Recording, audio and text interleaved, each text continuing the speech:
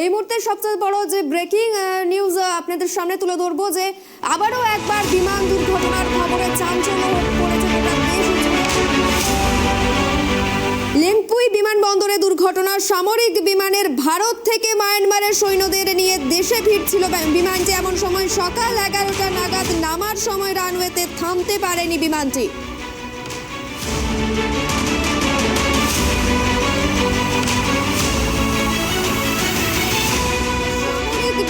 বিমানটি ভারত থেকে মায়ানমারের সৈন্যদের নিয়ে দেশে ফিরিয়ে নিয়ে যেতে এসেছিল, এমনটাই খবর। সূত্রের খবর, বিমানটি পাইলট সহ মোট 13 জন ক্রু সদস্য ছিলেন এবং তাদের মধ্যে অন্তত 8 জন গুরুতর আহত হয়েছে বলে জানা যাচ্ছে।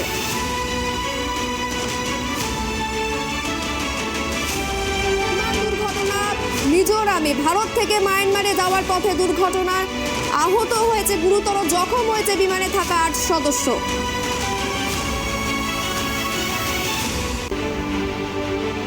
মঙ্গলবার সকাল 11টা নাগাদ বিমানটি নামার সময় রানওয়েতে নির্দিষ্ট জায়গায় থামতে পারেনি, এমনটা জানা যাচ্ছে, এবং যার ফলে ঘটে যায় দুর্ঘটনা। এবং এই দুর্ঘটনায় গুরুতর জখম হয়েছেন অন্তত 8 জন, এমনটাই জানা যাচ্ছে সূত্র মারফত।